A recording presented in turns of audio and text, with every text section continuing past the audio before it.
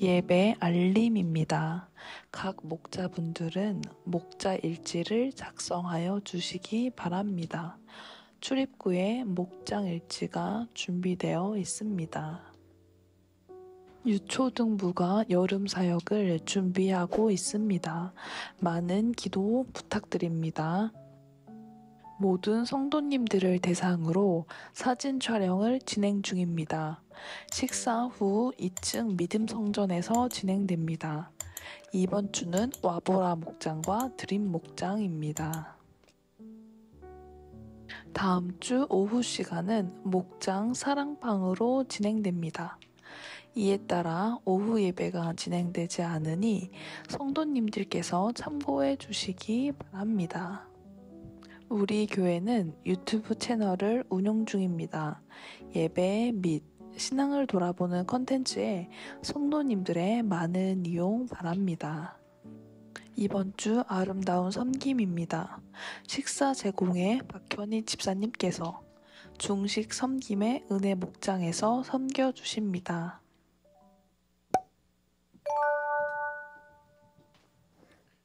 네, 할렐루야. 네, 주님을 찬양합니다. 오늘도 앞뒤 좌우분들 바라보시면서 네, 집사님 권사님 또 잘 나오셨습니다. 반갑습니다. 또 우리 함께 또 인사하고 환영하면서 나가도록 하겠습니다. 네, 사랑합니다. 또 눈으로 또 멀리 계신 분들 한번 고백해 주시면서 우리의 삶에 지난주에 찬양 배웠던 것들을 또 함께 또 불러보고 또 우리의 가사의 고백들을 음미하며 나갈 텐데요. 네, 함께 우리의 삶의 고단한 인생 가운데 함께 하시는 주님의 손을 붙들며 나아가는 우리의 성도의 삶이 되게 소망합니다. 오늘도 그 고백으로 함께 찬양하며 우리를 신뢰하는 그 주님을 믿으며 나가도록 하겠습니다.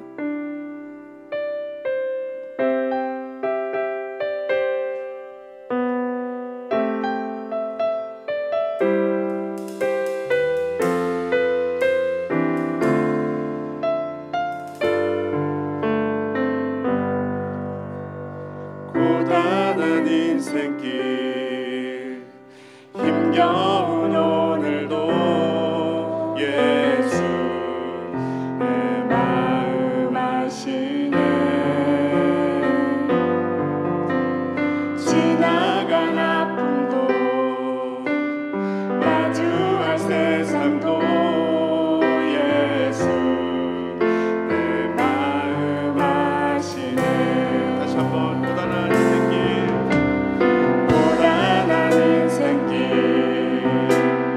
힘겨운 오늘도 예수 내 마음 아시네. 지나간 아픔도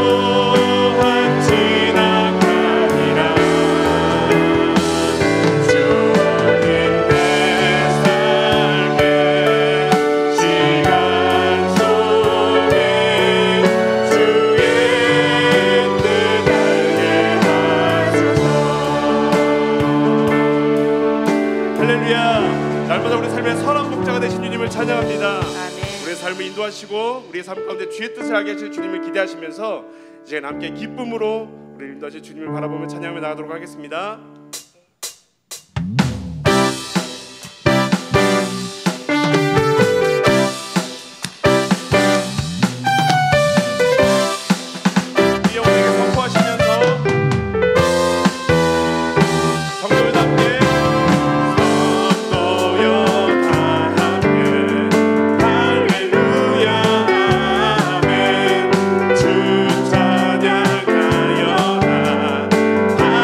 할렐루야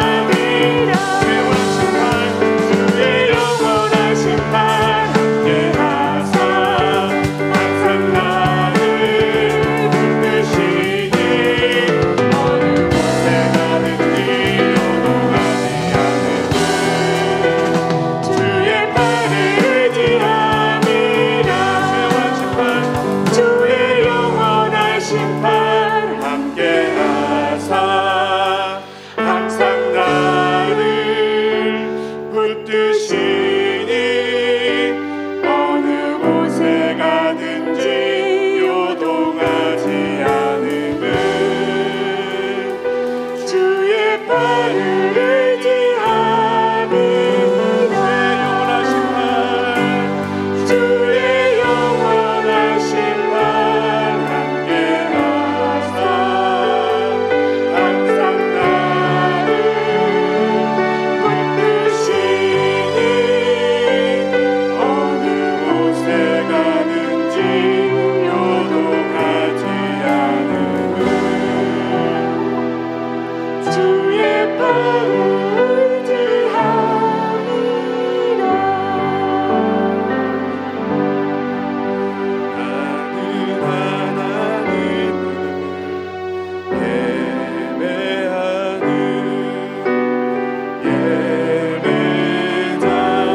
예배자입니다.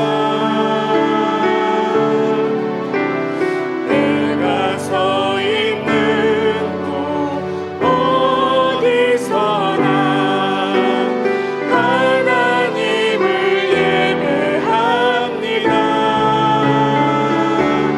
내 영혼 거룩한 은혜를 향하여 내 마음 완전한 하나님 향하여 이곳에서 바로 이 시간 하나님을 예배합니다. 고백하겠습니다. 나는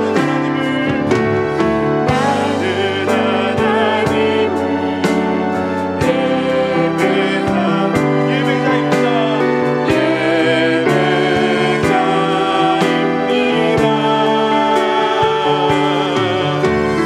내가 서 있는 곳 어디서나 하나님을 예배합니다. 내 영혼 거룩한 은혜를 향하여 내 마음 완전한 하나님 향하여 이곳에서 바로 이 시간 하나님을 예배합니다. 이곳에서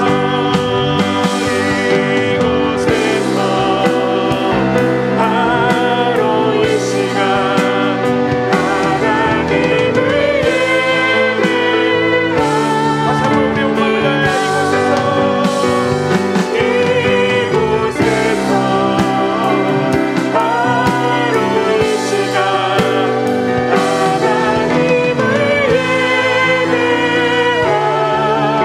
예배합니다. 내가 시간에 한 마음으로 예배를 위해서 기도하기 소망합니다.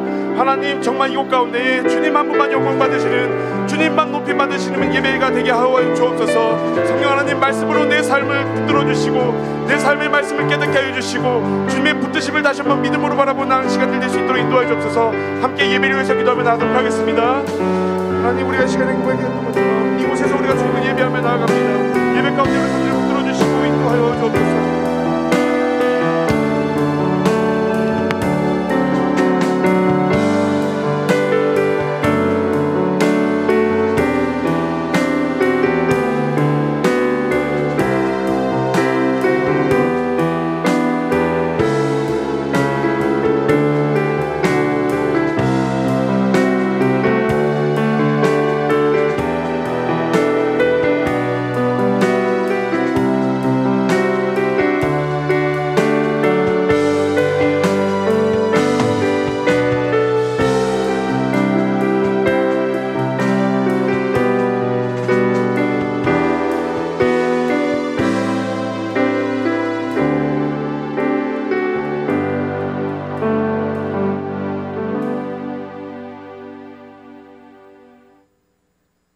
하나님이 이르시되 그가 나를 사랑한저 내가 그를 근지리라.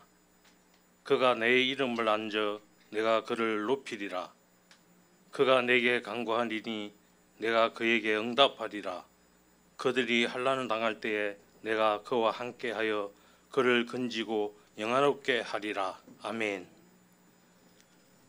우리의 삶의 주인 되시는 전지전능하신 하나님 아버지 감사를 드립니다. 세상 밖에는 그칠 줄 모르는 전쟁과 가난, 질병, 폭염과 무더위로 인해 많은 사람들이 힘들어하고 우리나라도 여느 여름보다 더 힘든 시간들이라고 하지만 하나님의 선하신 손길이 늘 저희들을 인도하여 주셔서 감사합니다. 귀한 주일 주님 앞에 예배드리게 하시니 참 감사를 드립니다. 세상의 어둠 속에서 헤매던 저희들을 빛의 사자로 불러주시고 아무 힘도 능력도 없는 저희들을 전능하신 하나님 아버지의 자녀로 삼아주시어 거룩한 주의 나라를 기업으로 주셨는데 주님을 따라가면서도 주님을 인도하심을 신뢰하면 따르지 못하고 세상의 조류에 휩쓸려 종종 길을 잃고 헤맬 때에도 애맨치 않으시고 주님의 날개 아래 품어주시는 하나님의 은혜로 우리의 마음과 영혼이 새롭게 변하게 도우시는 주님, 이제는 우리의 눈이 하나님만 바라보게 하시고 우리의 귀가 주의 음성에만 기울이게 하시고 우리의 손과 발이 오직 주님을 위해서만 사용하게 하옵소서. 전지전능하신 하나님 아버지, 우리나라 대한민국을 지켜 주시옵소서. 이 나라의 대통령과 위정자들에게 지혜를 허락하여 주시옵소서. 일할 때에 하나님의 뜻을 세워지게 하시고 우리나라가 하나님의 나라를 세워가며 복음을 전하는 선교의 나라가 되며 하나님이 기뻐하시는 나라가 되게 하여 주시옵소서. 우리 동두교회를 늘 지켜주시는 하나님 감사를 드립니다. 언제나 말씀 안에서 하나님의 뜻을 세워나가는 교회가 되게 하시고 서로 사랑하고 섬기는 교회가 되게 하여 주시옵소서. 하나님의 은혜로 교육부서의 행사로 청년부와 중고등부의 수련회가 은혜 중에 마치게 하시고 이제 유초등부의 여름 성경학교가 준비되고 있습니다. 갑자기 코로나가 재유행하면서 위기감이 돕니다. 하나님의 도우심으로 어려움 없이 모든 가정 속에 은혜가 넘치게 하시고 교회 학교의 빈자리를 위해 기도하며 열심히 복음을 전하고 전도하는 교육자들과 선생님들을 위해서 성도들이 더 기도하게 하여 주시옵소서.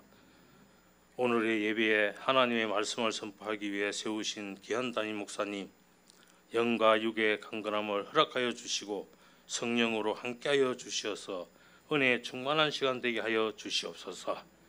말씀 듣는 모든 성도들 하나님의 진리의 말씀으로 마음과 생각을 주관하여 주시어서 우리들의 모든 삶에 하나님의 질서가 회복되며 정오의 기도를 통하여 많은 한우들이 치유되고 회복되는 귀한 시간이 되게 하여 주시옵소서.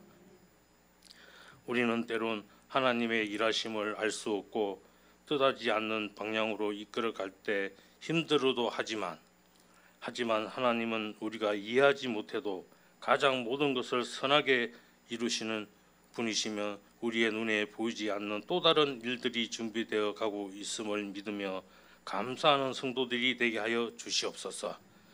찬양대의 찬양을 기뻐 받으시고 오늘 예배를 위해 수고하는 모든 지체들을 축복해 주시길 간구하며 우리의 생명의 주인 되신 예수 그리스도의 이름으로 기도드립니다. 아멘.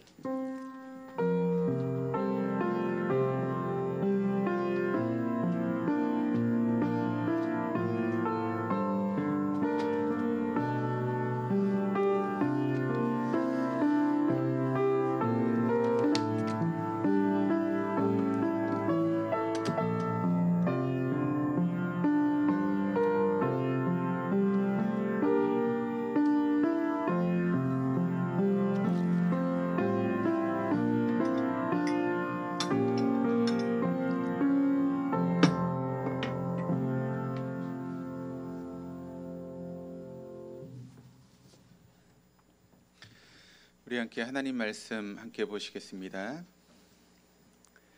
함께 보실 하나님 말씀은 디모데후서 1장 9절에서 12절까지 말씀. 제가 가진 성경으로 신약성경 343페이지 디모데후서 1장 9절에서 12절까지 말씀. 우리 찾으셨으면 한 목소리로 9절에서 12절까지 말씀을 우리 같이 봉독하도록 하시겠습니다. 하나님이 우리를 구원하사 거룩하신 소명으로 부르심은 우리의 행위대로 하심이 아니요 오직 자기의 뜻과 영원 전부터 그리스도 예수 안에서 우리에게 주신 은혜대로 하심이라. 이제는 우리 구주 그리스도 예수의 나타나심으로 말미암아 나타났으니 그는 사망을 피하시고 복음으로써 생명과 썩지 아니할 것을 드러내신지라. 내가 이 복음을 위하여 선포자와 사도와 교사로 세우심을 입었노라. 이로 말미암아 내가 또 이 고난을 받되 부끄러워하지 아니함은 또한 내가 의탁한 것을 그날까지 그가 능히 지키실 줄을 확신함이라. 아멘. 할렐루야. 우리 하나님 날마다 새 일을 행하시는 분이십니다. 믿으십니까? 날마다 새 일을 행하시는 하나님은 특별한 경우를 제하고는 우리 사람을 통해서 일하십니다. 어떤 사람을 통해서 일하시죠? 영과 진리로 예배하는 사람. 영으로 예배한다라고 하는 것은 성령의 이끄심을 따라 예배하는 것이고, 또 진리로 예배한다라고 하는 것은 진리의 말씀 앞에 나를 조종하고 순종하는 것입니다. 오늘도 성령의 이끄심을 따라 진리의 말씀 앞에 여러분의 삶을 조종하고 또 순종하심으로 이 세대 가운데 하나님 앞에 귀하게 쓰임받는, 또 별과 같이 빛나는 삶을 살아갈 수 있는 우리 동독의 모든 교우들 다 될 수 있기를 주님의 이름으로 축원합니다. 지금 한국 교회는 영적인 풍년의 시간이 지나갔습니다. 그리고 영적인 흉년의 시간을 맞이하고 있죠.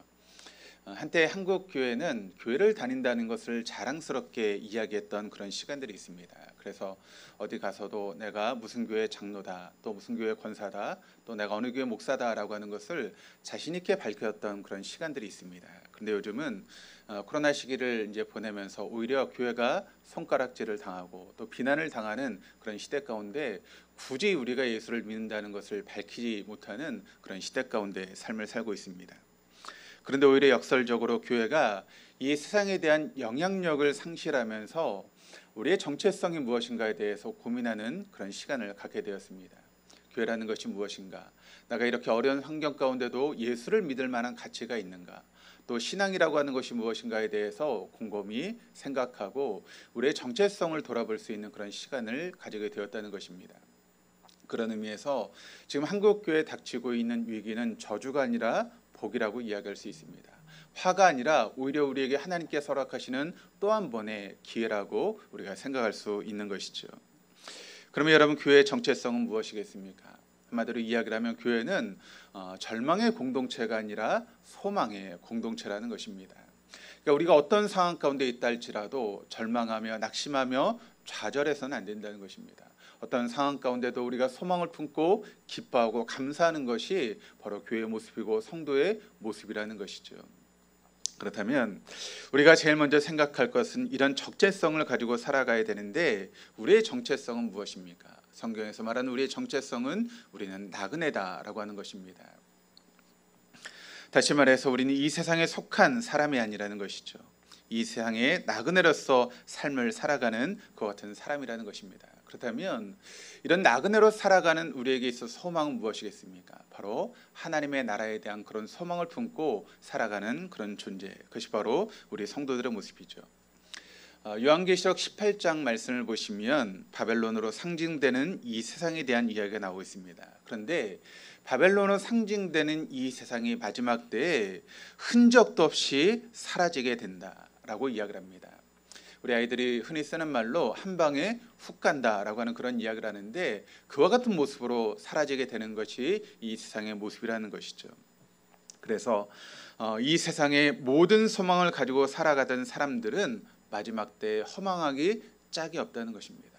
그렇게 붙들려고 또 그렇게 가지려고 애를 썼던 모든 것들이 한순간에 다 사라지고 말기 때문에 그것을 붙들기 위해서 애를 썼던 우리의 삶은 허망한 인생이 되어줄 수밖에 없다는 것이죠.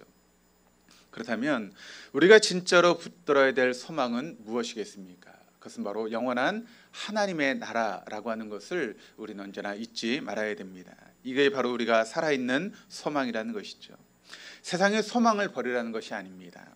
그러나 이 세상의 소망보다 훨씬 더 중요한 소망이 있다라고 하는 것을 우리는 언제나 잊지 말고 살아가야 한다는 것이죠. 이것을 가지고 살아가는 삶이 곧 선교적인 삶이다라고 하는 것을 계속 말씀을 통해서 우리가 함께 나누고 있습니다. 그러므로 이런 내용을 종합해 볼 때 세상이 말하는 나그네와 성경이 말하는 나그네는 근본적인 차이가 있다라고 하는 것을 우리가 알 수 있게 됩니다. 세상이 말하는 나그네는 갈 곳이 없어 정처자 없이 떠돌아다니는 것이 세상의 나그네라면, 성경에서 말하는 우리의 정체성인 나그네는 돌아갈 본향이 있는 사람들입니다. 그래서 이 땅에서 우리가 잠시 이 땅에 머물긴 하지만 정처 없이 또 돌아다니는 그런 나그네가 아니라 분명히 돌아가야 될 본향을 가지고 이 땅의 목적을 가지고 살아가는 사람들이 바로 우리 나그네의 모습이고, 또 다른 이야기로 바로 순례자라고 이야기할 수 있는 것입니다. 이렇게 나그네로 살아가는 삶이 때로는 외로워 보이고 힘들어 보일 수 있습니다. 그러나 걱정하지 마시기를 바랍니다. 우리는 결코 외롭지 않습니다. 왜 그럴까요? 부활하신 주님께서 언제나 항상 시퍼렇게 살아계셔서 우리의 삶 가운데 역사하기 때문에 그렇습니다. 지금도 우리를 도우시는 성령께서 내 안에서 활동하시기 때문에 그렇습니다. 그리고 우리가 함께 삶을 날 수 있는 목장이 있기 때문에 그 목장의 목원들과 함께 삶을 나누는 동료들이 있기 때문에 우리는 결코 외롭지 않다는 것이죠. 그러므로 우리가 이런 부활 신앙을 가지고 목장 안에 붙어 있기만 하면 우리는 결코 외롭지도 않고 실패하지도 않는 인생을 살아갈 수 있습니다.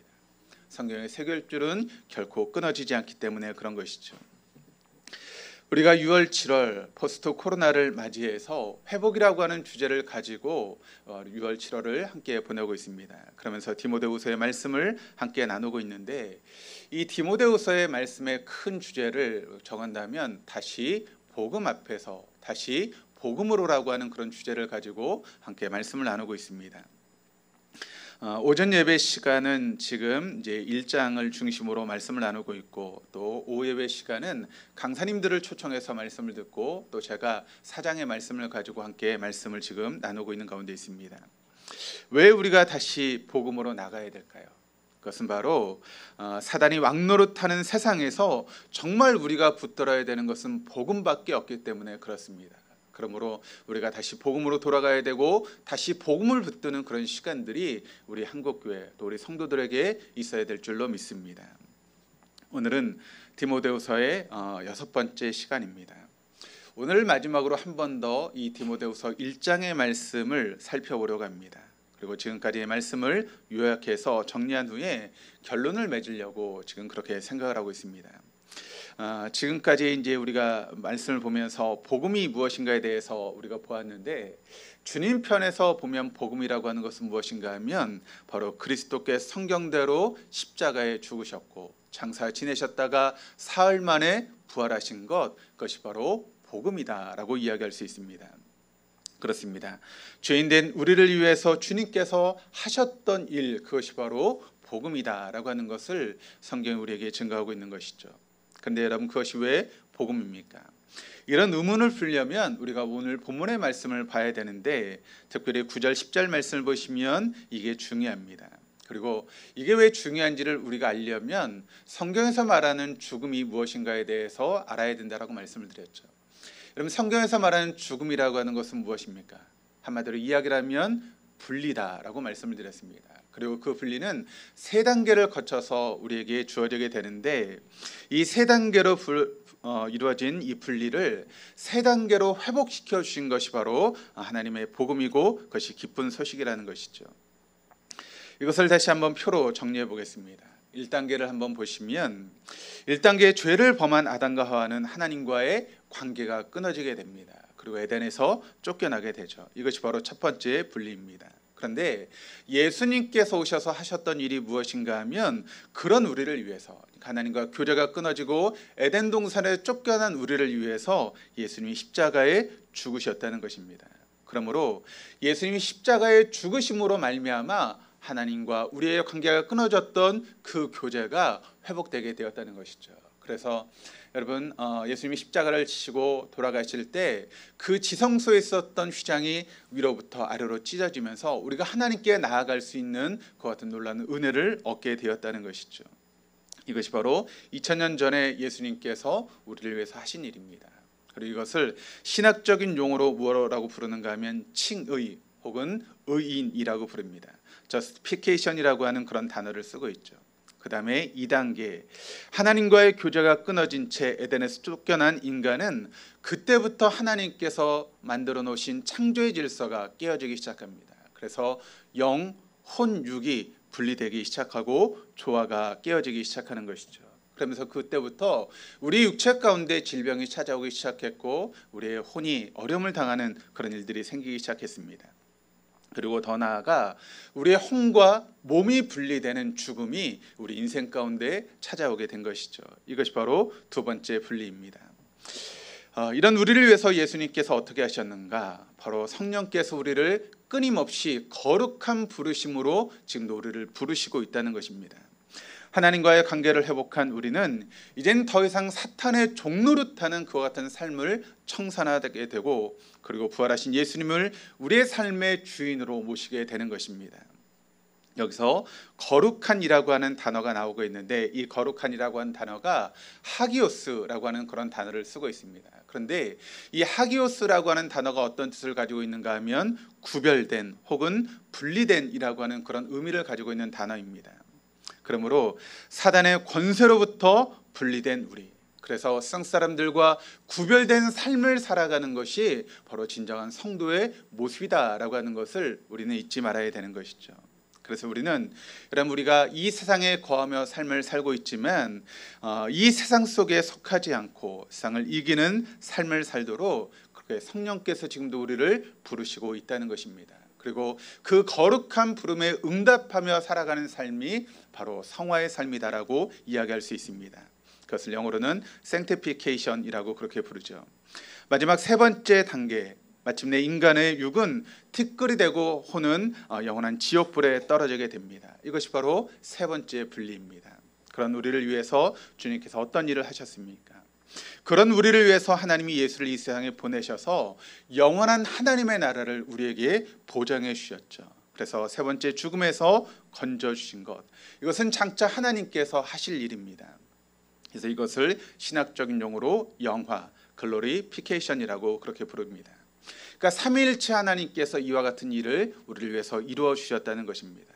그런데 문제는 그와 같은 은혜를 지금 우리의 삶 가운데 누리고 있느냐라고 하는 것이 문제라는 것이죠. 한번 사진을 다시 한번 보시겠습니다. 1단계 모습을 보시면 이제 첫 번째 1단계, 2단계, 3단계의 모습이 나오고 있죠. 1단계의 타락한 인간의 모습입니다.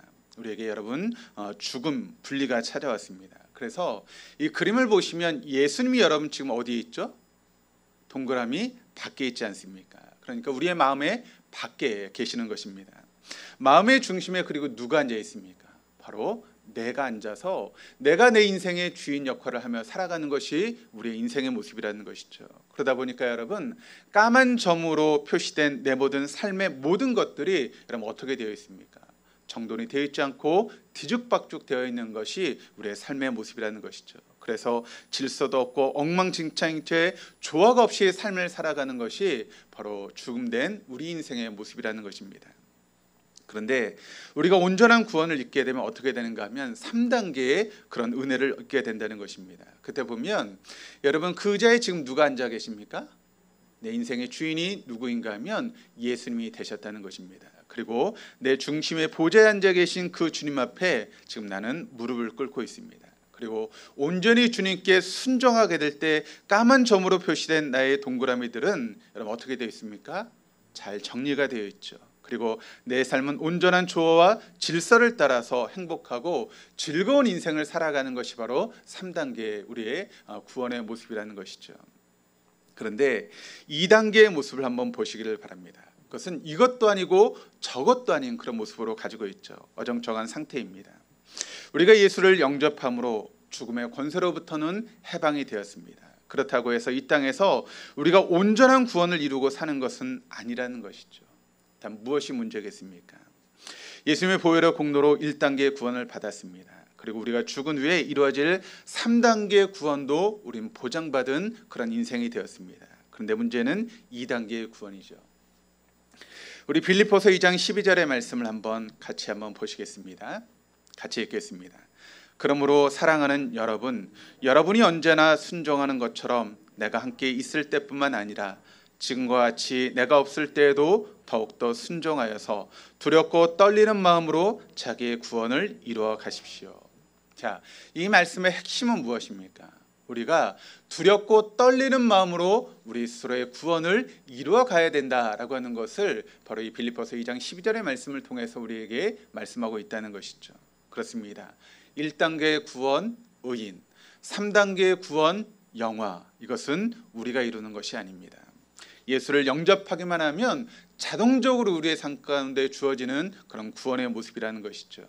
그래서 죄에서 구원을 받아서 하나님과의 관계가 회복되게 되었고 죽음에 하나님께서 우리를 위해서 예비하신 하늘나라 천국에 올라가게 되는 것입니다. 그런데 이 일을 위해서 우리가 해야 될 것은 아무것도 없습니다. 그런데 문제는 2단계의 구원이죠. 그 2단계의 구원은 우리가 두렵고 떨리는 마음으로 내가 그 구원을 이루어 가야 한다는 것입니다. 그런데 여러분, 걱정할 것이 없다라고 말씀을 드렸죠. 왜냐하면 그것은 내가 혼자 하는 것이 아니기 때문에 그렇습니다. 어떻게 하라고 말씀을 드렸죠? 성령을 우리 안에 모셔드리기만 하면 저절로 되는 것이 바로 2단계의 구원이다라고 말씀을 드렸습니다. 그렇게 되면 우리 인생의 모습이 완전히 달라지게 된다는 것이죠.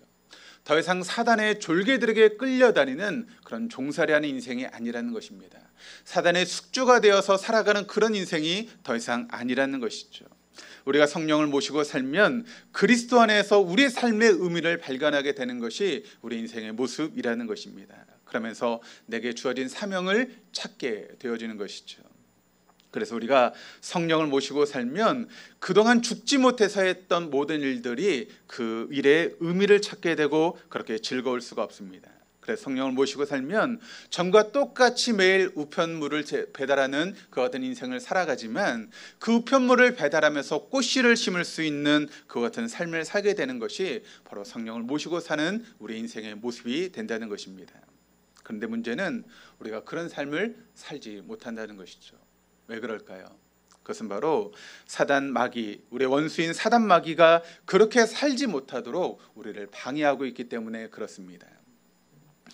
이 부분에 대해서는 우리가 지난 시간 대적 마귀, 그런 영적인 전쟁에 대해서 함께 말씀을 살펴봤죠.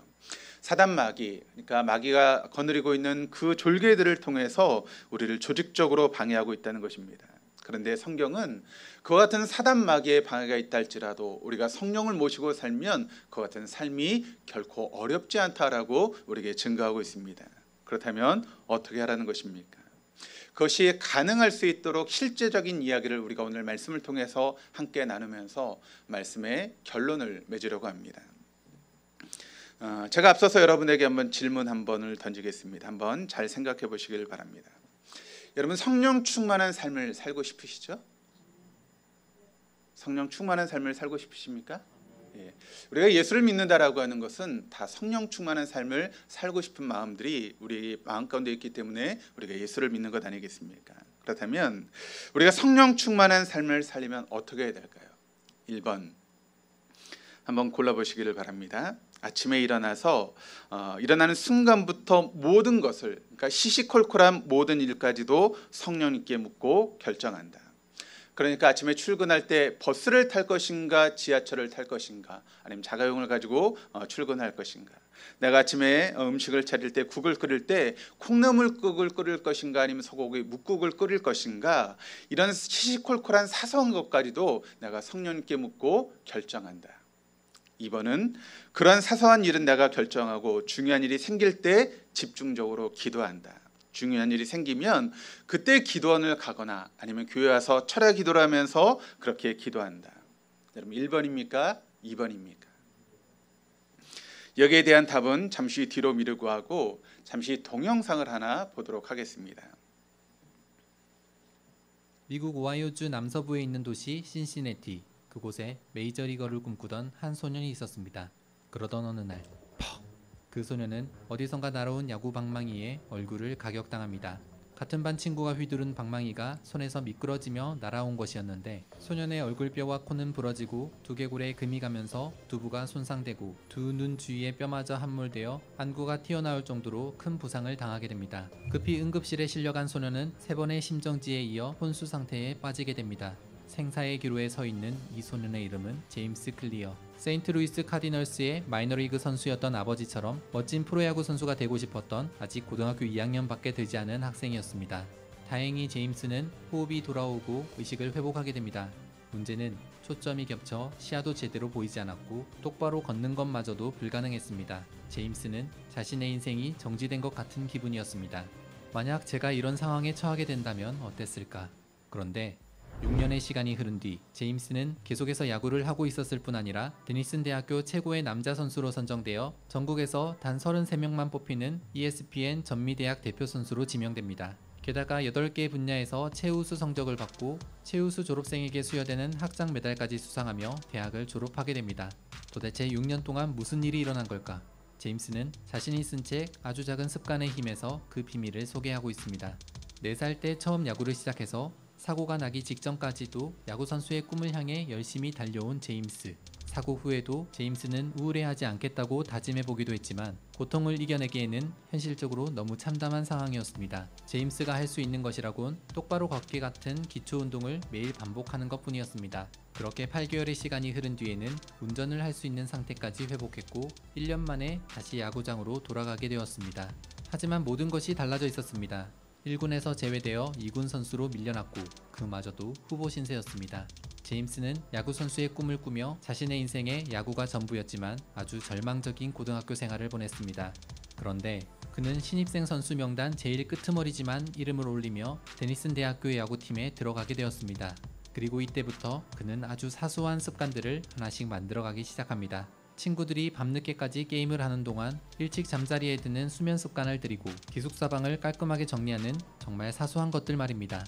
그런데 그 사소한 줄만 알았던 작은 습관들이 제임스의 인생을 바꿔놓고 있었습니다. 제임스는 자신감을 회복하기 시작했고 수업 태도도 달라졌으며 1학년 모든 수업에서 A 학점을 받았습니다. 일주일에 수차례 웨이트하는 습관을 들였더니 193cm에 77kg이었던 몸이 90kg의 탄탄한 근육질로 변했습니다. 이후 2학년 때는 투수진에 들어가고 3학년까지 팀 주장으로 활약했으며 4학년 때 ESPN 전미대학 대표 선수로 지명된 것. 이 모든 것이 아주 작은 습관의 결과였습니다. 그는 매일 1%씩 성장한다면 1년만 지나도 37배 성장해 있을 것이라 말합니다. 하지만 작은 습관을 꾸준히 유지하는 것은 말처럼 쉬운 일이 아닙니다. 제임스는 책 아주 작은 습관의 힘을 통해 성공적으로 습관을 들이기 위한 4가지 단계를 소개합니다. 첫 번째, 습관을 분명하게 만들어야 합니다. 예를 들어 난 더 건강하게 먹을 거야, 난 영어 공부를 더 할 거야 하는 습관을 들이려고 합니다. 하지만 번번이 실패하고 맙니다. 왜냐? 언제, 어디서, 어떤 행동을 할지에 대한 구체적인 계획이 없기 때문입니다. 아침 식사로 요거트와 사과 1개를 먹을 것, 저녁 7시에 내 방에서 20분 동안 영어 공부를 할 것. 이렇게 좋은 습관에 필요한 신호를 분명하게 눈에 보이게 만들면 이 습관을 실행하겠다는 의도가 마련되어 지켜질 확률이 높아집니다. 성공적으로 습관을 들이기 위한 두 번째는 습관을 매력적으로 만드는 것입니다. 행동 뒤에 주어지는 보상에 대해 예측하게 하여 행동을 하고자 하는 욕망을 증가시킬 수 있습니다. 실제로 신경전달 물질인 도파민을 연구한 과학자들은 보상이 예상될 때 그 기대감으로 도파민 수치가 올라가게 되고 도파민 수치가 올라가면 행동의 동기가 생겨난다는 것을 알아냈습니다. 아일랜드 더블린에서 전기공학을 공부하는 로넌 번이라는 학생은 넷플릭스를 보는 것을 아주 좋아했습니다. 그런데 운동을 더 많이 해야겠다는 생각이 들어서 페달 밟기용 자전거와 컴퓨터를 연결한 뒤 페달을 특정한 속도로 밟아야만 넷플릭스가 나오도록 프로그래밍했습니다. 로넌 번은 넷플릭스를 보기 위해 페달을 밟아야만 했고 그 결과 비만도 해결됐다고 합니다. 이처럼 해야 할 일에 대해 하고 싶은 일을 보상으로 줄 수 있습니다. 세모지 영상을 너무너무 보고 싶은데 자기 개발을 위해 하루 1장씩 책을 읽어야 한다면 하루 1장씩 책을 읽은 뒤에 세모지 영상을 봐야지 하고 정하시면 됩니다.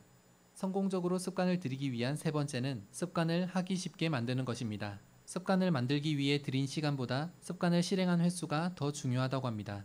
하지만 변화해야겠다고 마음먹은 순간 흥분하며 빨리 많은 일을 하려고 하기 십상입니다. 이때 제임스는 2분 규칙을 추천합니다. 새로운 습관을 시작할 때 그 일을 2분 이하로 축소하라. 매일 밤 자기 전에 책 읽기는 매일 밤 자기 전 책 1페이지 읽기. 오늘 요가하기는 오늘 요가 매트 깔기, 아침 조깅 5km 뛰기는 아침마다 운동화 끈 묶기 등 그렇게 쉽게 시작을 하고 나면 나머지는 따라올 것이라고 합니다. 성공적으로 습관을 들이기 위한 네 번째는 습관을 만족스럽게 만드는 것입니다. 습관을 계속 유지하기 위해서는 아주 사소한 방식일지라도 성공했다는 느낌을 반드시 받아야 합니다. 단순히 이번 달 술 마시지 않기, 충동 구매하지 않기, 커피 줄이기와 같은 습관을 들이려고 해보지만 계속 유지하기가 어렵습니다. 이러한 습관을 실행하며 커다란 유혹에 저항도 했지만 당장 아무 일도 일어나지 않고 때문에 만족감도 얻지 못하기 때문입니다. 이 문제를 해결하기 위해서는 유혹을 이겨낸 것에 대한 결과를 눈에 보이게 만들어야 합니다. 통장 하나를 개설하여 그날 커피를 사 먹지 않았다면 5,000원을 저축 통장으로 옮겨 자신을 위한 보상 정책을 만드는 것. 그렇게 한 달간 커피를 안 마셨더니 어느새 10만 원이나 모인 통장을 보며 만족을 느끼게 됩니다. 그리고 계속해서 습관을 유지해 갈 수 있게 되는 것입니다. 제임스는 사고 이후 아무것도 할 수 없던 상황에서 매일 1%씩 성장하는 것을 목표로 자신을 변화시켜갔고 지금은 전 세계의 작은 습관이 가진 엄청난 힘을 전하는 습관 전문가가 되었습니다. 이상 책 아주 작은 습관의 힘에 대한 이야기였습니다. 자, 지금 우리가 본 동영상은 아주 작은 습관의 힘이다라고 하는 그런 책의 이야기입니다. 다시 한번 여러분에게 질문을 드리겠습니다. 우리가 성령 충만한 삶을 살기를 원한다면 우리가 어떻게 해야 될까요? 1번, 아주 작은 자질구레한 것까지 성령께 묻고 성령의 응답을 받으며 우리가 그렇게 살아간다. 2번, 사소한 일은 내가 결정하고 중요한 일이 생길 때 집중적으로 기도한다. 기도를 간다든가 아니면 교회에서 철회하면서 기도한다. 그럼 뭐가 정답일까요? 많은 분들이 2번을 정답이라고 생각하시는 분들이 있습니다. 1번, 시시콜콜하게 묻는 것은 너무 맹목적인 신앙이 아니냐, 너무 신앙이 맹목적이다라고 그렇게 생각할지 모릅니다. 그러나 여러분, 정답은 1번입니다. 시시콜콜 우리가 묻는 것입니다. 주님, 제가 아침에 출근하는데 지하철을 탈까요? 버스를 탈까요? 내가 지금 아이들을 위해서 지금 식사를 준비하고 있는데 콩나물국을 끓일까요? 묵국을 끓일까요? 이렇게 시시콜콜 묻는 것입니다. 왜 그렇게 물어야 되는 것일까요? 그것은 바로 그런 사람만이 중요한 일이 생길 때 철회를 하거나 기도해서 묻는 것이 아니라 바로 우리의 습관, 이미 몸에 배인 습관을 통해서 어떤 일이 생기든지 하나님께 물을 수 있는 그 같은 모습이 될 수 있기 때문에 그렇습니다. 습관, 중요한 일이 생겼을 때 철회를 하거나 기도하는 것보다 평소 사소한 일까지 하나님 앞에 묻고 성령께 묻는 습관이 중요하다는 것이죠. 그러면 우리에게 중요한 일이 생기게 되면 여러분, 자동적으로 성령께 묻고 또 성령의 인도하심을 따라 살아갈 수 있기 때문에 그렇습니다. 예레미야 22장 21절 말씀이 이렇게 기록을 합니다. 내가 평안할 때에 내가 내게 말하였으나 내 말이 나는 듣지 아니하리라 하였나니 내가 어려서부터 내 목소리를 청종하지 아니함이 내 습관이라. 너는 어려서부터 내 말을 듣지 않는 것이 이미 몸에 밴 습관이 되었어. 그래서 지금 이 중요한 순간에도 너는 여전히 내 말을 듣지 않고 있어. 누가복음 22장 39절, 예수께서 나가사 습관을 따라 감난산에 가심에 제자들도 따라갔더니. 지금 예수님에게 절체절명의 여러분 순간이 다가왔습니다. 고통스럽고 치욕스러운 십자가를 져야 되는 그런 순간이 예수님에게 다가오시게 된 것이죠. 지금까지 아버지에게 모든 것을 순종하며 살아오셨던 주님이시지만 그 십자가를 앞에 두고는 마음이 번민되어서 어떻게 해야 될지 모르는 그런 상태가 되었습니다. 그래서 예수님이 어떻게 하셨습니까? 습관을 따라 감난산에 나가셔서 기도하셨다라고 말씀하고 있지 않습니까? 그러니까 평소에 기도하셨던 주님께서 절체절명의 위기의 순간이 닥쳐와도 습관을 따라 기도하시는 삶을 살게 되셨다는 것입니다. 고린도전서 8장 7절 말씀, 그러나 이 지식은 모든 사람에게 있는 것은 아니므로 어떤 이들은 지금까지 우상에 대한 습관이 있어 우상의 제물로 알고 먹는 고로 그들의 양심이 약하여지고 더러워졌느니라. 늘 그렇게 살아왔다는 것입니다. 우상 앞에 놓여진 제물을 늘 먹는 습관을 따라 살아왔기 때문에 아무 생각 없이 우상에 바쳐진 제물을 먹게 되었고, 그래서 그런 일들을 통해서 양심이 약해지고 더러워지게 되었다라고 이야기를 하고 있습니다. 히브리서 10장 25절 말씀, 모이기를 피하는 어떤 사람들의 습관과 같이 하지 말고 오직 권하여 그날의 가까움을 볼수록 더욱 그리하자. 모이기를 즐겨하는 그런 습관을 가진 사람들이 있고, 또 어떤 사람들은 모이기를 피하는 그런 것을 즐기는 습관을 가지고 있는 사람들이 우리에게 있다는 것입니다. 그러나 성경은 모이기를 피하는 그런 습관의 모습이 아니라 모이기를 권하여 주님 안에 모이는 그와 같은 습관을 가진 모습이 우리에게 필요하다라고 말씀하고 있는 것이죠. 여러분, 한국교회 왜 코로나가 위험한지 아십니까? 코로나라고 하는 것은 우리로 하여금 자꾸 겁을 먹게 만듭니다. 이화여대 석좌 교수인 최재천 교수가 얼마 전에 그 신문지상을 통해서 인터뷰를 한 내용이 나와 있습니다. 지금 이 상태로 가면 이제 우리가 포스트 코로나 시대를 살고 있지만 이 오미크론이라고 하는 그런 코로나가 우리나라에 이제 확 퍼지게 됩니다. 그러면서 이 전염률이 이제 굉장히 높은 그런 바이러스인데, 이런 전염률이 높다라고 하는 것은 치사율이 낮다라고 하는 것을 의미합니다. 그러니까 치사율이 높다라고 하는 것은 어떤 의미인가 하면, 여러분 그 이제 숙주를 잡아먹기 때문에 전염률이 높을 수가 없는 것이죠. 그런데 지금 코로나 바이러스는 전염률은 높지만 치사율이 낮은 그런 바이러스입니다. 그러므로 이것이 이제 감기 수준의 그런 독감 수준으로 이제 떨어져서 이렇게 되면 한 연말쯤이면 이제 코로나가 이제 사라지게 될 수도 있다라고 하는 그런 이야기를 합니다. 그러니까 이것은 이제 더 다른 강한 바이러스가 나타나지 않는다면 그와 같은 일이 이루어지게 될 것이다라고 이야기를 하고 있습니다. 근데 문제는 무엇인가 하면, 우리가 평상시로 이제 금년 말이 되면 돌아갈지 못 돌아갈지는 모르겠습니다. 돌아갈 때 이미 우리의 모습 가운데 여러분 어떤 모습이 되었는가 하면, 지금 이런 모습들이 우리에게 습관이 되어버리게 되었다는 것이죠.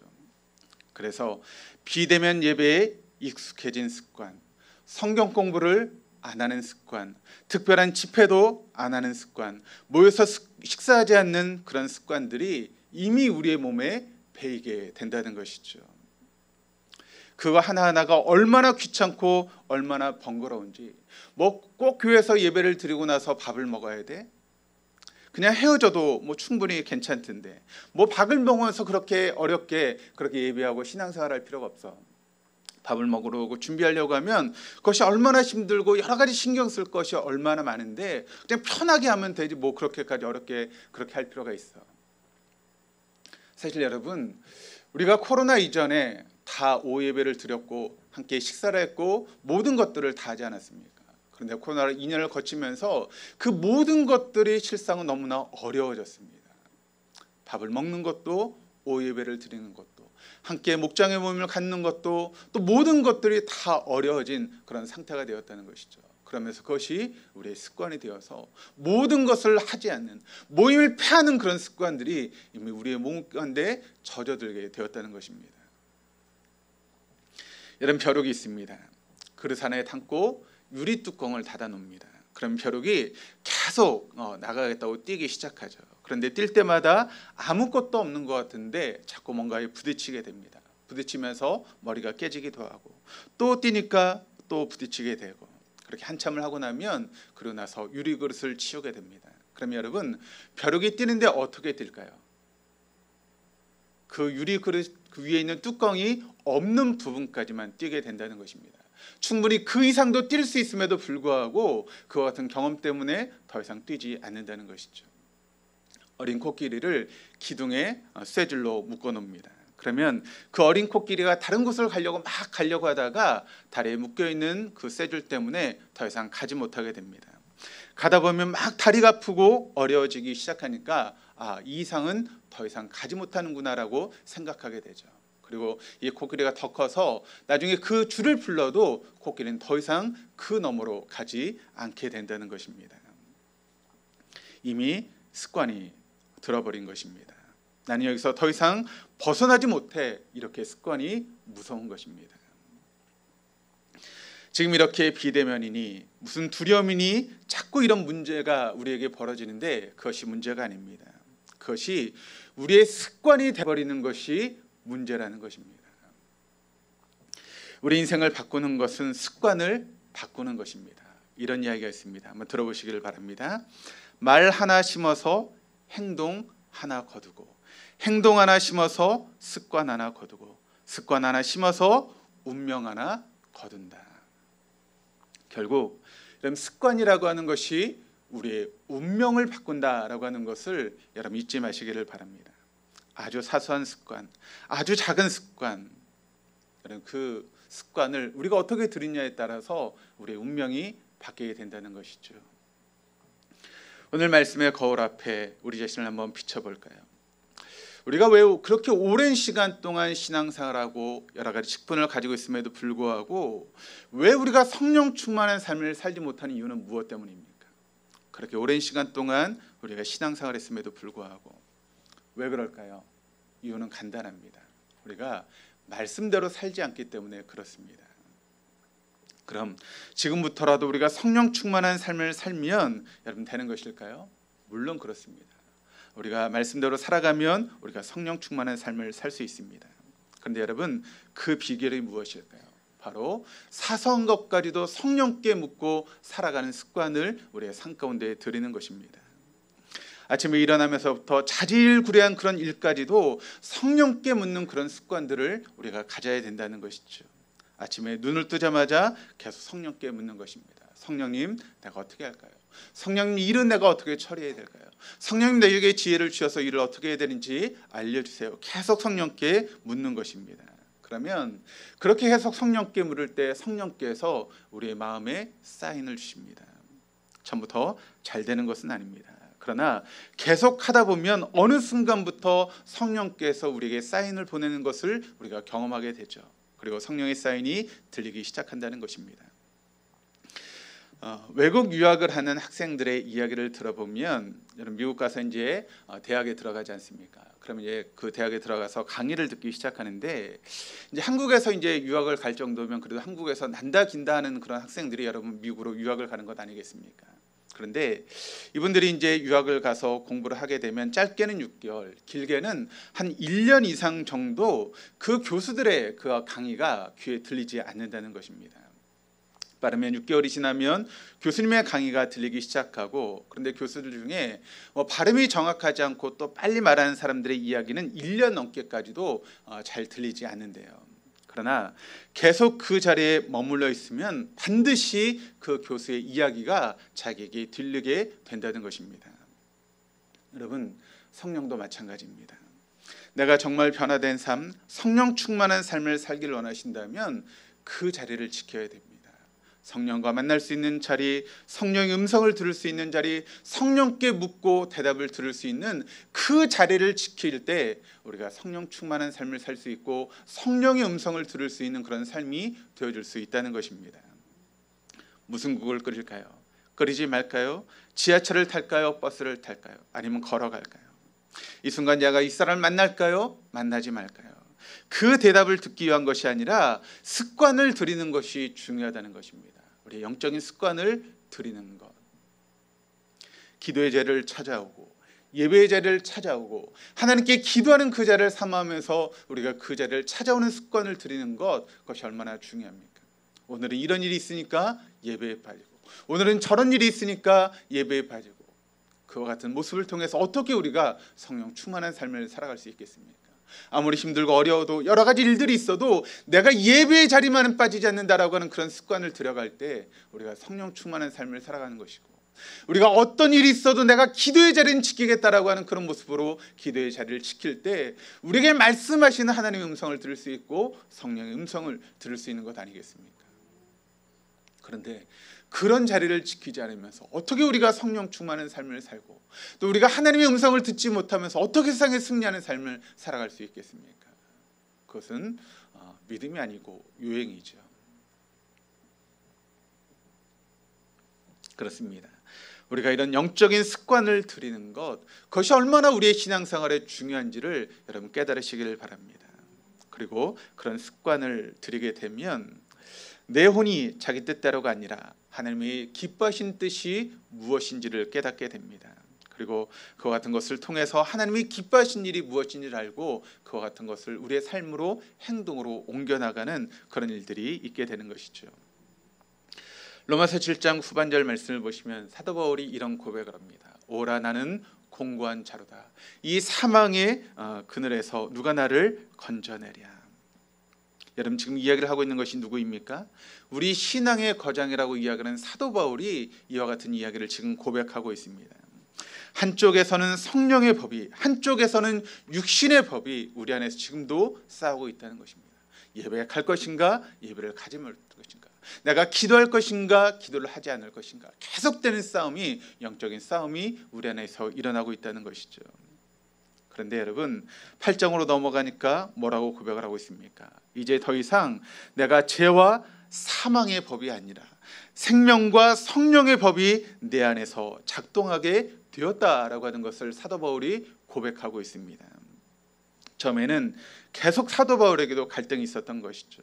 그런데 계속 성령의 음성을 듣기 위해서 노력을 하고 그와 같은 습관을 들이게 되었을 때 생명의 법이 또 성령의 그런 역사가 자기의 삶 가운데 드러나는 것을 그렇게 깨닫게 되었던 것이죠. 다시 한번 빌립보서 2장 13절 말씀을 보시면 너희 안에서 행하신 이는 하나님이시니 자기의 깊으신 뜻을 위하여 너에게 소원을 두고 행하게 하시나니. 왜 그렇게 해야 될까요? 왜 우리가 하나님의 기뻐하신 것을 소원을 두고 왜 우리가 그와 같은 삶을 살아가야 하는 것일까요? 빌립보서 2장 15절의 말씀이 그 해답을 우리에게 주고 있습니다. 이는 너희가 흠이 없고 순전하여 어그러지고 거스리는 세대 가운데서 하나님의 흠없는 자녀로 세상에서 그들 가운데 빛들로 나타내며. 그렇습니다. 우리가 이와 같은 삶을 살아가면 우리는 이 땅에서 별과 같이 빛나는 인생을 살 수 있기 때문에 그렇습니다. 그러면 우리가 그렇게 살아가야 되는 이유는 무엇이겠습니까? 우리가 별과 같이 빛나는 인생을 살아가야 되는데 사실 우리 인생을 보면 여러분 별과 같이 빛나는 인생을 살고 싶은 것이 다 우리들의 모습 아니겠습니까? 그래서 어떤 사람은 돈을 버는 일에, 또 어떤 사람은 권력을 잡는 일에, 그리고 어떤 사람들은 자신의 이름을 내는 일에 안간힘을 쓰고 있습니다. 그런데 여러분 그렇게 한다고 우리가 별과 같이 빛나는 인생이 되는 것이 아니라는 것입니다. 그런 별은 순식간에 떨어질 수밖에 없는 별입니다. 돈도 마찬가지고 인기도 마찬가지고 권력도 마찬가지고 그 모든 것들은 순간에 떨어질 수밖에 없습니다. 영원한 별이 아니라는 것이죠. 순식간에 빛을 잃을 수밖에 없는 허황된 별이라는 것입니다. 그런데 살다 보면 우리가 자꾸 그것을 잊어버리잖아요. 아직 습관이 되지 않았기 때문에. 그래서 여러분 우리에게 목장이 필요한 것입니다. 목장 식구끼리 서로 간에 그것을 권면하면서 이야기를 하는 것입니다. 아침에 일어나서 성령께 물었어? 성령께 어떻게 해달라고 그렇게 물으면서 하루를 살았어? 그렇게 목장 안에서 서로 물으면서 그렇게 권면하면서 확인하면서 그렇게 우리가 목장의 묘미를 가져야 하는 것이죠.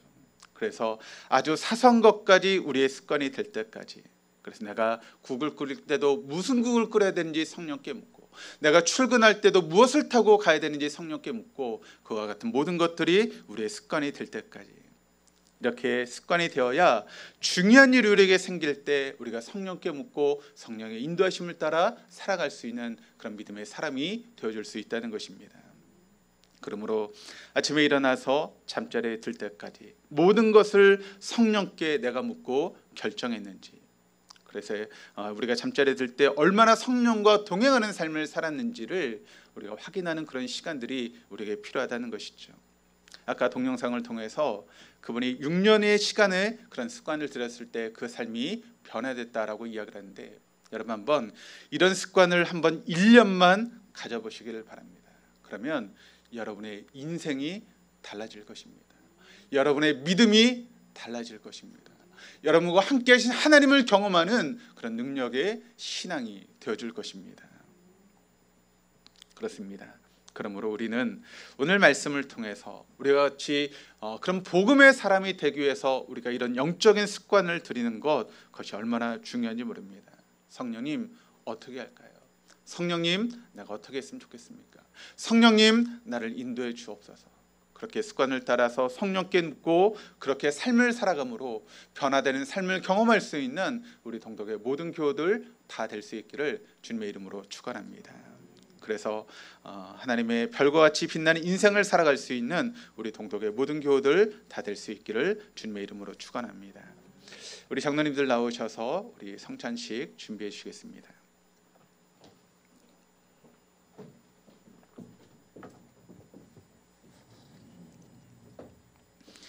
이제 나에게 들려주신 레마의 말씀을 붙잡고 부활하신 주님과 함께 믿음으로 살기를 원하는 성도들을 이 거룩한 은혜의 자리에 초대합니다.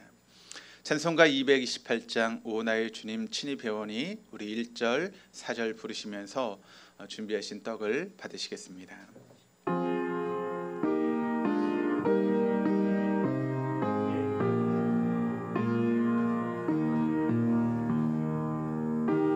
오 나의 주님 친히 배우니 영원한 세계 밝히 나타나 한없는 은혜 길이 누리니 주님께 모든 염려 맡기리 주님의 성찬 받을 때마다 하늘의 기쁨 미리 맛보고 어린 양 잔치 참여함 같이 영원한 복을 내가 누리리.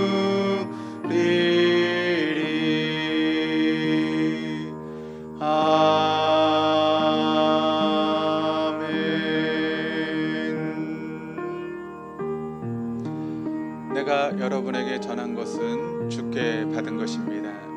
주 예수께서 잡시던 밤에 떡을 들어 축복하시며 말씀하셨습니다.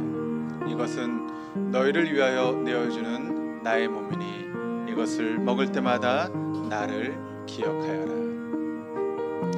사랑하는 성도 여러분, 우리 손에 들려진 이 작은 떡은 우리가 받아야 될 진노와 고통을 대신 담당하시고 그래서 채찍에 맞으시고 찢기시고 십자가에 못 박히신 예수님의 몸을 의미합니다. 우리가 이 떡에 참여함으로 우리에게 신적 교환을 이루어 주신 주님의 임재를 경험하며 온 교회가 한 몸을 이루는 놀라운 공동체가 될 수 있기를 주님의 이름으로 축원합니다. 함께 떡에 참여하시겠습니다.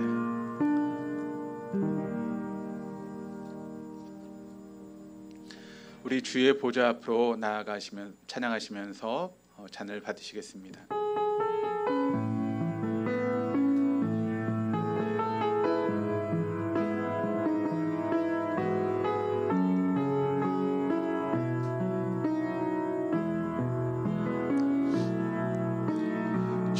주의 보좌로 나아갈 때에 어떻게 나가야 할까? 나를 구원한 주의 십자가 그것을 믿으며 가네. 주의 보좌로 나아갈 때에 나 여전히 부족하나. 나를 품으신 주의 그 사랑 그것을 믿으며 가네. 자격 없는 내 힘이 아닌 오직 예수님의 보혈로 자격 없는 내 힘이 아닌 오직 예수님의 보혈로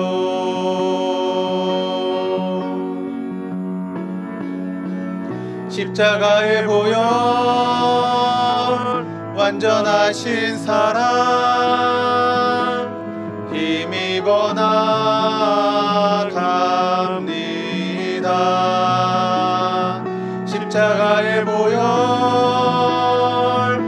완전하신 사랑 힘입어 예배합니다.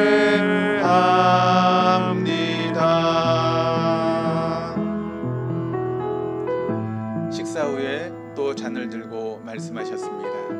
이것은 죄사함을 얻게 하려고 너희를 위하여 흘리는 바 나의 피니 이 잔을 마실 때마다 나를 기억하여라.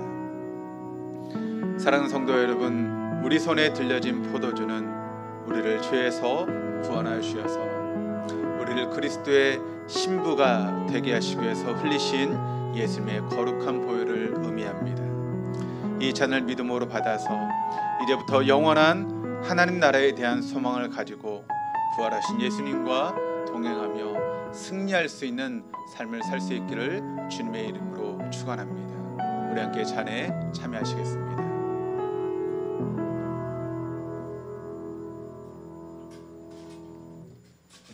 우리 화면을 보시면서 파송의 인사 함께 나누시겠습니다.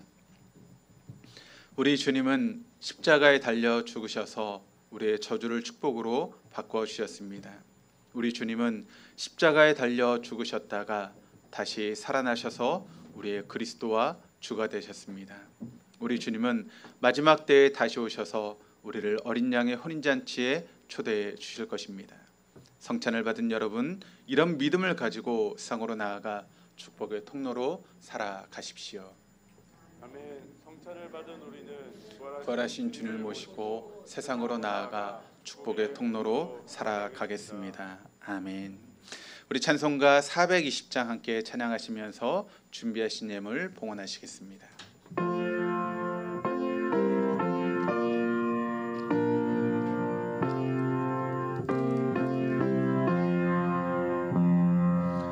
너 성결케 위해 늘 기도하며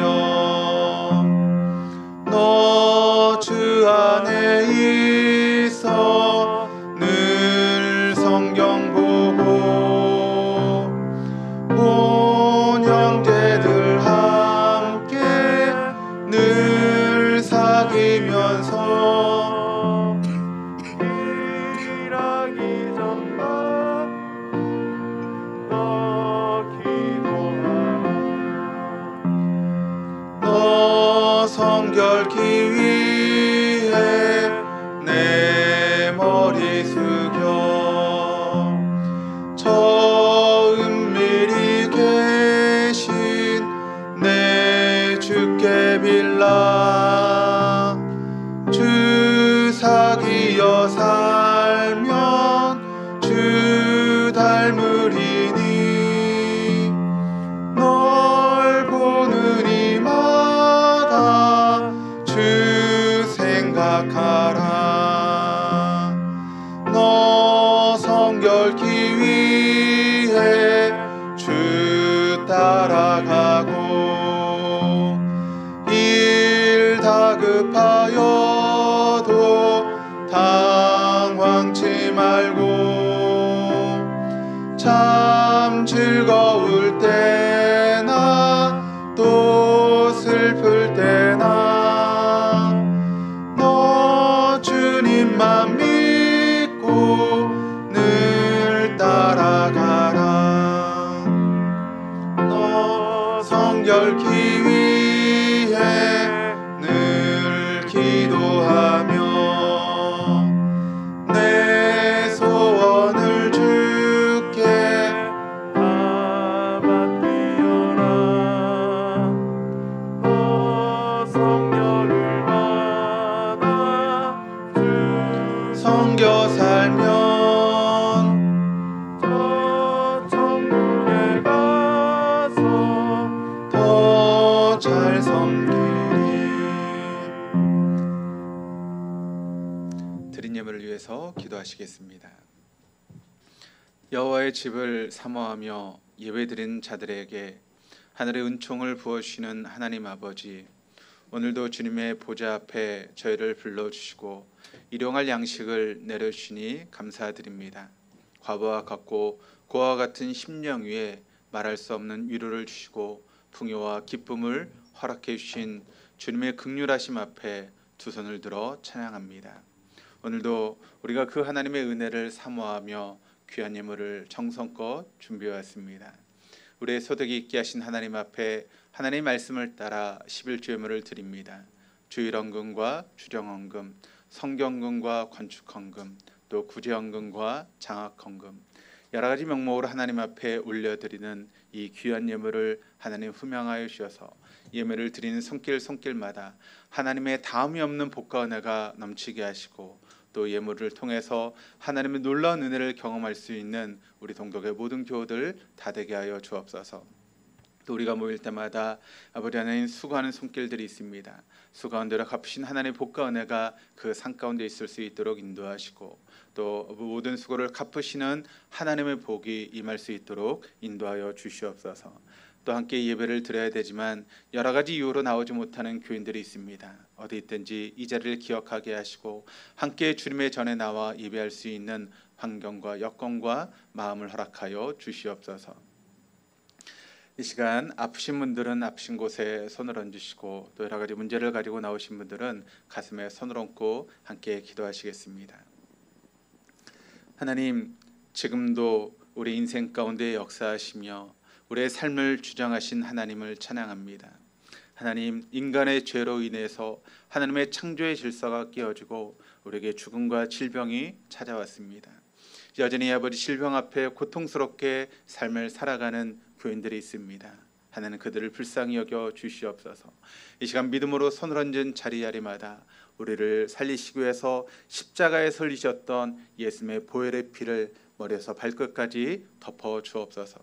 지금 하바니 하나님, 하나님을 바라보며 믿음으로 손을 얹은 자리자리마다 하나님의 치료의 강선이 비춰지게 하여 주시옵소서. 그래서 우리의 모든 질병이 떠나갈 수 있도록 인도하시고, 주님이 주시는 강건함이 하나님의 창조의 아버지 몸으로 회복되어지는 귀한 시간들 되어줄 수 있도록 인도하여 주옵소서. 우리의 피가 맑게 흐를 수 있도록 인도하여 주셔서 혈압의 수치, 당뇨의 수치가 제재를 찾을 수 있도록 인도하여 주옵소서.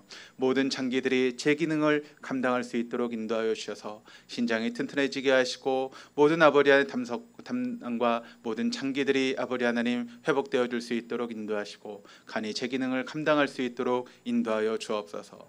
위가 잘 소화를 시키게 하시고, 아버지 모든 장기들이 하나님 만드신 창조의 장기로 회복되어 줌으로 인하여서 강건함을 누리며 살아갈 수 있도록 인도하여 주옵소서.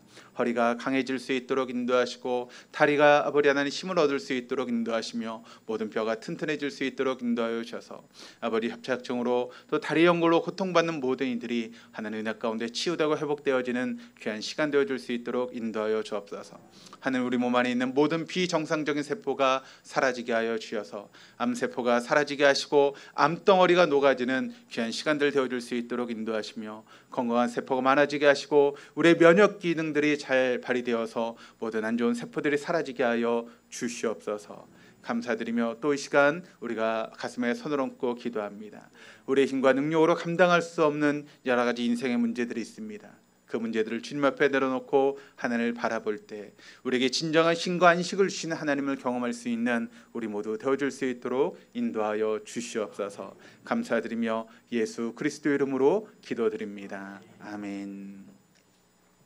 이 시간 다 일어나셔서 우리 파성의 찬양 함께 찬양하시겠습니다.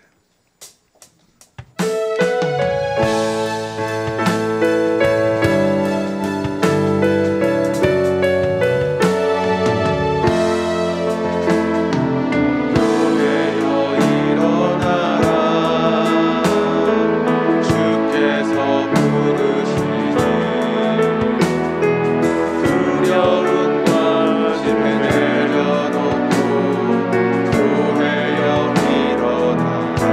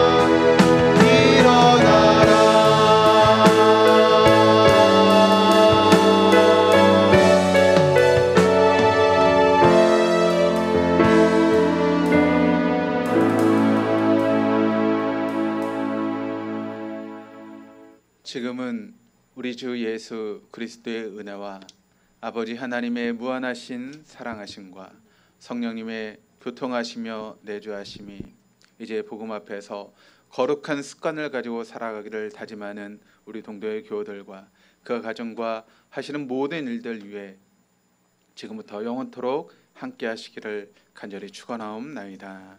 아멘.